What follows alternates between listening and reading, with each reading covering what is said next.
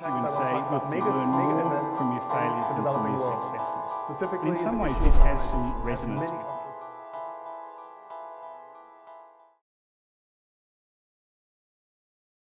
I'm not a refugee. You would say, obviously. If I were one, you would not see me standing here. And I suggest that there are not that many refugees in the audience today. I wonder why.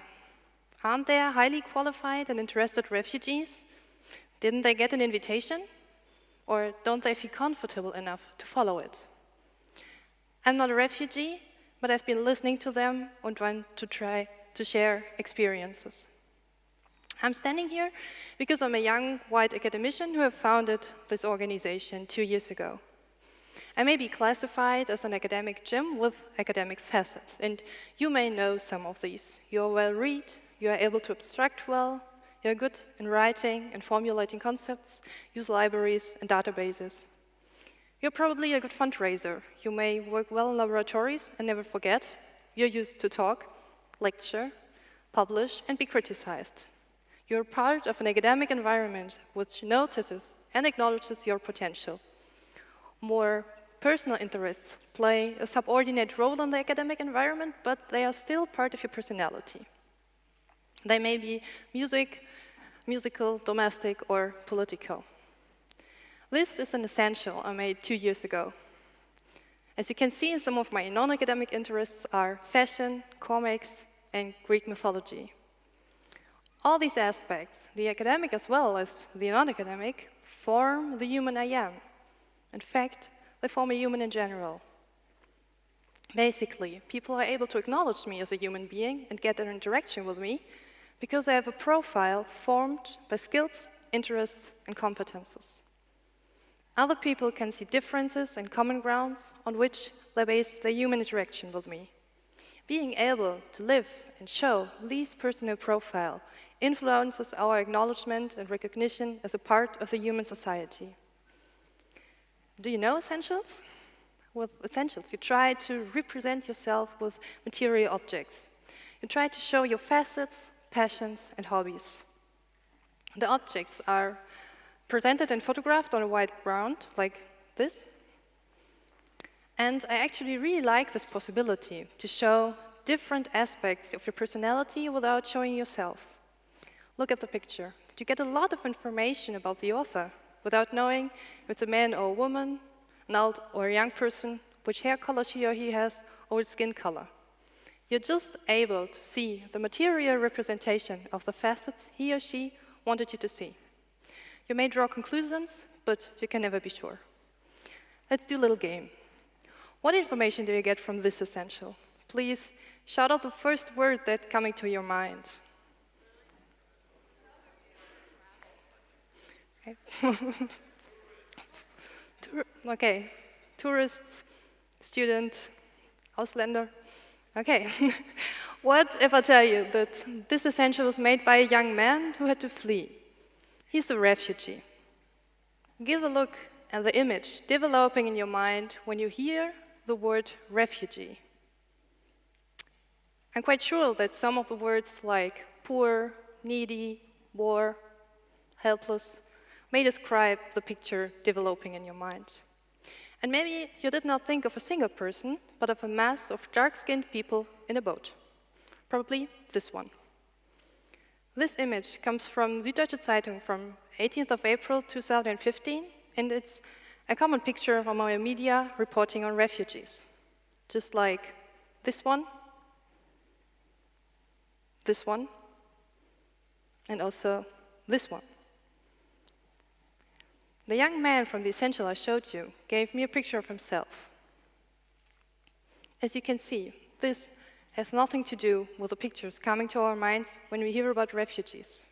He's a young, well-achieved professional, smiling, as we normally do on pictures. Not a mass of people representing the so-called refugee crisis. Now that you know that Michał Tivolde is a refugee, what are the first things you are interested in knowing about him? Maybe you're wondering, where does he come from and why did he have to flee? But these are not the questions we normally ask one another when we meet one another. We usually go for the typical, who are you and how are you doing? And these are the questions we should ask Mihaly Csikszentmihalyi as well. As we just saw, Mihaly Csikszentmihalyi is interested in photography, languages, and thrillers. And he also holds a Master of Science degree in Land Management and Land Tenure of the Technical University of Munich. But no one's interested in that because he's a refugee. Like many refugees, Mihaly Csikszentmihalyi lost the power over his personality and needs to accept the facets other people give him. In post-colonial theories, this process is called othering. We attribute characteristics on the other, and thereby we define ourselves. We see ourselves as the opposite of the other. Therefore, we ignore the characteristics the other shows us and replace them by our stereotypes. Do you know the Orient?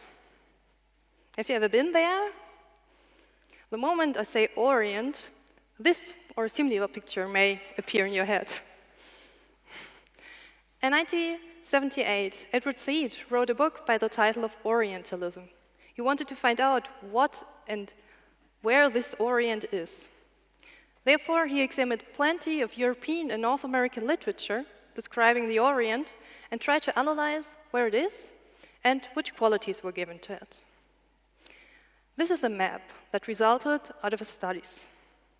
This is the Orient from a European perspective. As you can see, it reaches from Morocco, Tunisia, Syria, and Turkey up to Eritrea, Ethiopia, Mali, Niger. He moreover found out that the following attributes abound to the Orient in the literature. Attributes like disorganized, erotic, exotic, barbaric, natural, you know this. What does this mean? This means that Europeans and North Americans assign those characteristics to this enormous amount of people living on this planet. But it also means that those who did not live in the Orient, especially us, the Europeans and the North Americans, see themselves as different, as the contrary. We are rational, civilized, cultivated, sexually controlled, and hardworking. We stabilize our own qualities by reducing the qualities of the other. Othering is really common in Western societies because we all are socialized through stories and literature with this attitude. To be a European means to be part of the proper way of life, and therefore being able to judge other cultures.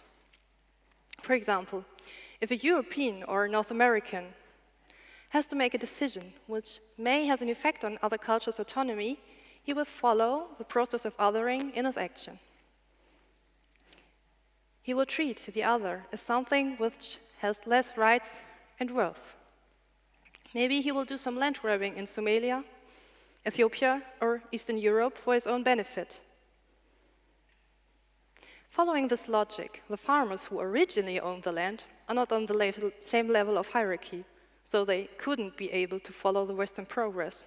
And as you all know, the Western progress is the only one which is real.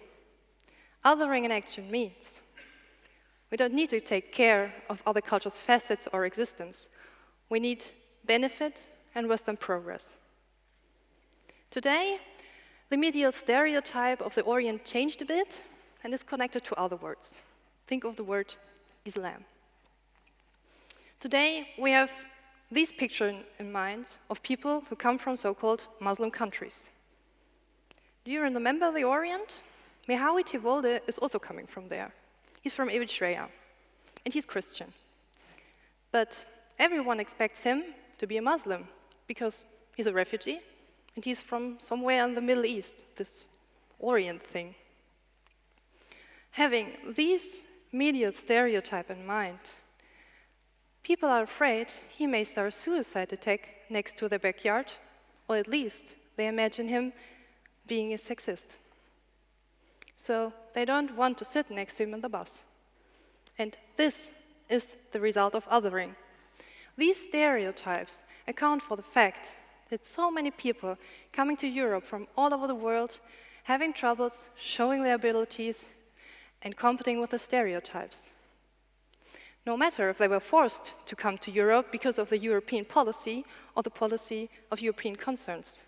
They either need to accept these stereotypes or they are forced to live in a continuing conflict of justification. Just a little example from my everyday experience. I often hear sentences like this from social workers working with refugees. Mainly, refugees are illiterate. They could not go to school because of extreme poverty. Or, the women are always illiterate because they were not allowed to leave their home. Actually, the fact is, most of the refugees, even the female ones, do know the alphabet. Sometimes they read, write, and speak several languages and alphabets, but this does not mean they know our alphabet, the Latin one. But instead of mentioning this, they are called illiterate, and it was already done in colonial times. This means that the competence, being able to read and write, disappears for refugees. The self-esteem of the affected is reduced, the process of developing new competences may be blocked, and the affected become more and more passive. Just imagine, you're a university professor, and suddenly you are seen as an illiterate, just because you're not able to read and write in Arabic. Just because you have to leave your country where the Latin alphabet was used. And just because you have to ask another state for protection. While working with refugees, I had to realize that the qualities of a human being are connected and bound to its nationality. You and me, we are allowed to have our different talents and interests, to develop and show them because we have the right passport.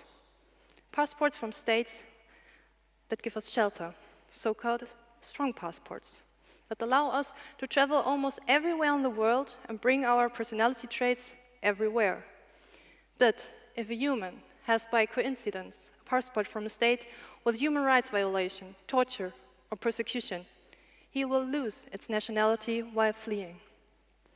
He has to ask another state for protection, and with this, becomes a refugee without voice and facets.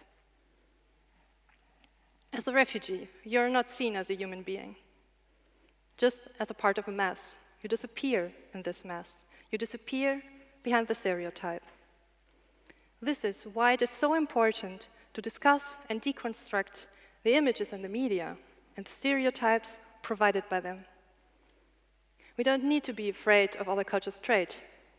We need to make experience to see the other is actually not that different to us. Especially when working with refugees, you need to be aware of these stereotypes. A welcoming culture does not mean to take a selfie at Munich Hauptbahnhof and post it with the hashtag #RefugeesWelcome. But it means to encounter humans on all levels of society unprejudiced.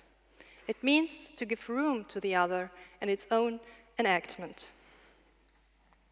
Refugees are not naturally poor, helpless, and needy. They are just humans in a miserable situation, a situation they are put in by us. Therefore, we don't need to make them dependent on our help. We need to support them and their own abilities. The organization I founded together with Merle Becker is called Academic Experience Worldwide. We try to help asylum-seeking academicians integrate into an academic environment here in Germany. We are organizing a tandem project between students and asylum seekers for an exchange on eye level. We also offer a regular seminar for all participants and other interested people to present and discuss their researches or other topics that they are interested in. But we also try to change the image of refugees as helpless and needy.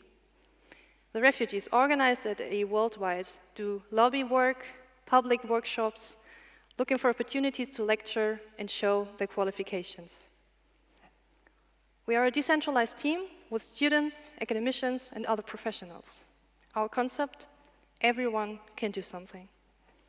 Because we all need to change the image and perception of refugees to destroy neo-colonial practices.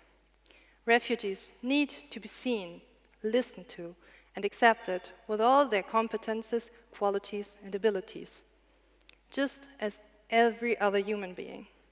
And you all need to open the society, because just an open society will be able to handle the globalization.